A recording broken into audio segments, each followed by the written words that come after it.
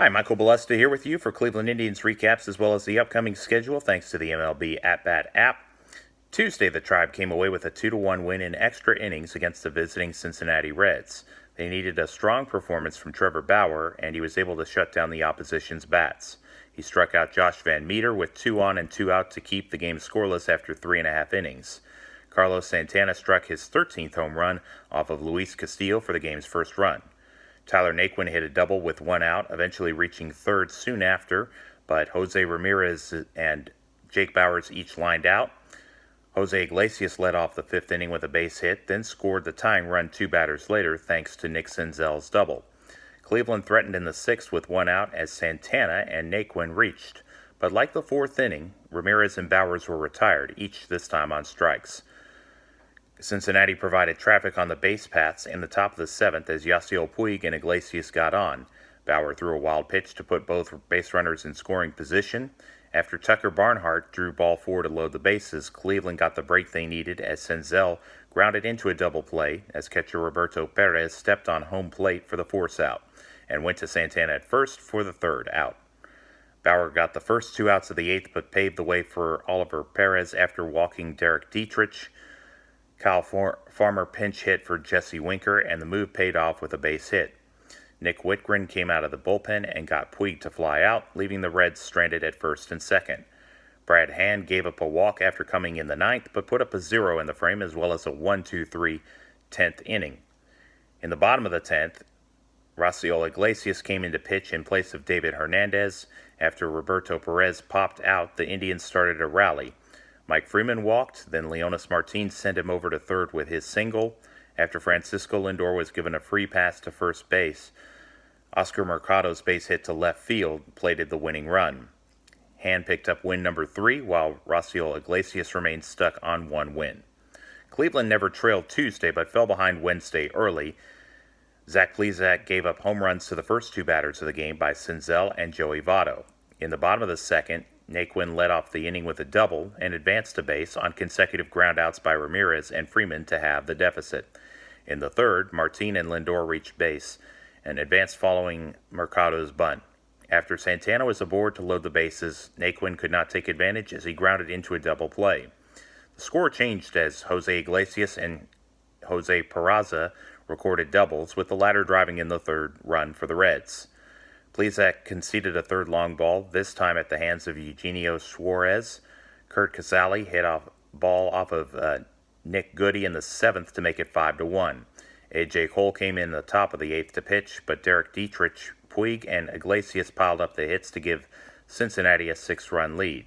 Santana got a home run in the next half inning, but Cleveland could get no closer, losing 7-2.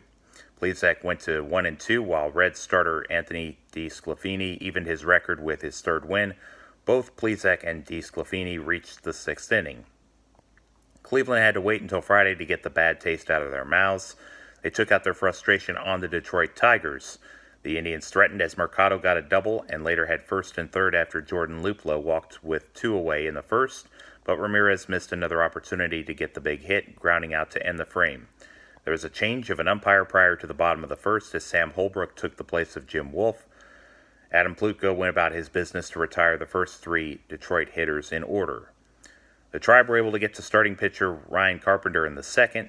Jason Kipnis drew ball 4. Perez singled, then Jake Bauers opened the scoring with a double to right field to give the road team a 1-0 lead. Perez scored 2 batters later as Lindor reached on a fielder's choice. Plutko was unable to hold the lead as he yielded home runs to Miguel Cabrera and Brandon Dixon. Adam, to his credit, struck out Nico Goodrum, Harold Castro, and John Hicks to keep the game tied. Detroit did scratch out a 3rd run in the bottom of the 3rd. It was set up because Lindor was charged with an error. This allowed Jacoby Jones to advance to 3rd after grounding into a fielder's choice in the sequence. Jones scored on a sacrifice fly by Kristen Stewart, forcing Cleveland to play catch-up. In the 4th, the Indians were able to do so as they started up a rally. Roberto Perez and Bauers strung together back-to-back hits. Martin hit the ball out of the park in right center field to give them a 5-3 lead. The conga line continued as Lindor, Mercado, and Santana loaded the bases. Carpenter was pulled for Buck Farmer. After Luplow struck out swinging, Ramirez got on base as Harold Castro's error led to 2 more runs. The fourth inning was still not done. Kipnis was retired, but Perez got an extra base hit to help extend the lead to 9-3. An RBI triple by Bowers capped off an 8-run rally. Cleveland did not stop scoring. In the fifth, Santana came home from first as Ramirez earned an RBI triple. Jose added another hit in the eighth to set up Bowers, who drove in two with his eighth dinger to make it 13-3. The Tigers got one run in the ninth, but the night belonged to the team from Northeast Ohio. Plutko went 6 innings to pick up his third victory.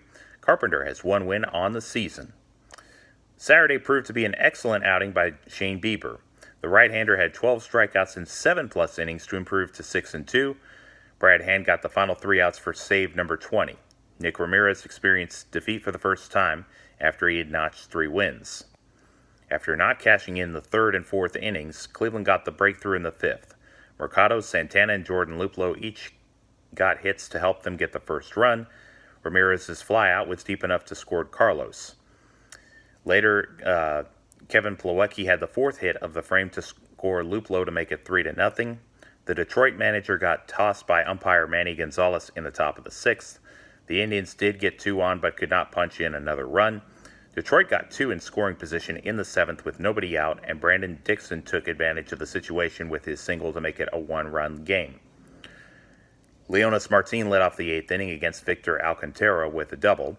After eventually reaching third, he stole home with 2 outs while Santana was at the plate. The run gave Cleveland some breathing room. Oliver Perez came in for Bieber in the 8th with 2 on and nobody out.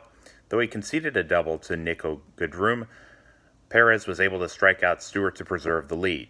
The aforementioned Brad Hand was able to work around a double by Miguel Cabrera, and Cleveland won 4-2.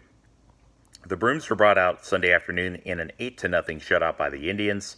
Pitcher Trevor Bauer had a complete game to get out of his slump in emphatic fashion.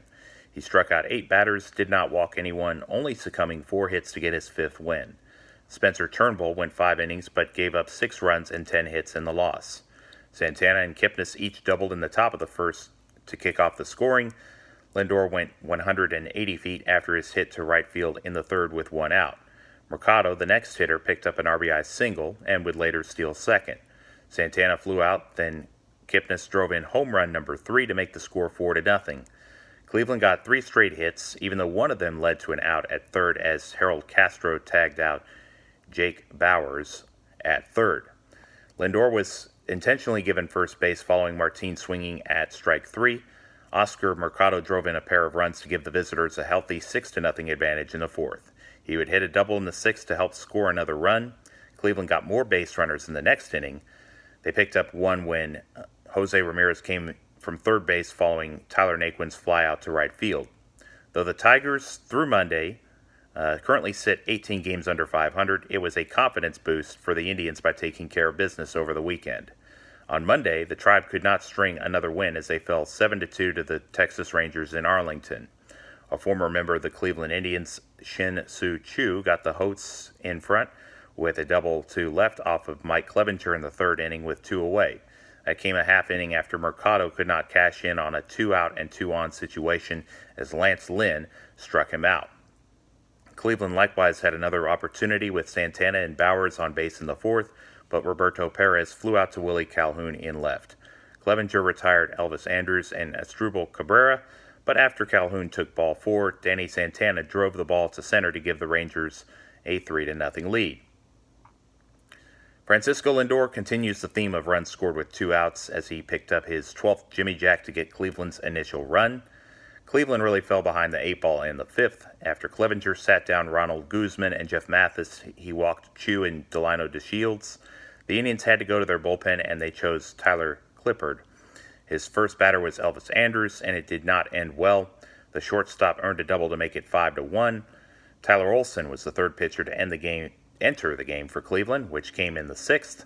Danny Santana singled with 1 away, later swiped second, and Rougned Odor went down on strikes.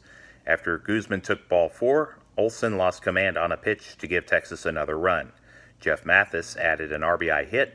The Indians got to Jose Leclerc in the 8th as Oscar Mercado hit a solo home run, but they could draw no closer in a 7-2 defeat. The Indians continue their series with the Rangers until Thursday. Tonight and tomorrow night are 8:05 p.m. Eastern starts. And Zach Plesac and Adrian Simpson are the pitchers in a few hours' time, while Adam Plutko will be summoned on Wednesday. The finale will be played just after 1 o'clock with a good matchup as Shane Bieber and Mike Minor will be on the hill. More divisional play will be held at Carnegie and Ontario over the course of 6 days. It starts Friday at 10 minutes past 7 against the Tigers. The Saturday fixture will get underway after 4, and Sunday's tilt begins at 1:10. The first 2 games against the Kansas City Royals takes place Monday and Tuesday just after 7 o'clock. The good news is that Cleveland are 3 games above 500 at 37 and 34. Bad news is they are still 10 games behind Minnesota in the American League Central, so they are a game and a half outside the second wild card position. The Rangers and Red Sox go into Tuesday tied for the last spot. Please check out the Facebook group North Texas Browns Backers page and hit the like button for the latest updates there. The text of this blog is available at http://www.mjbalesta2blog.wordpress.com.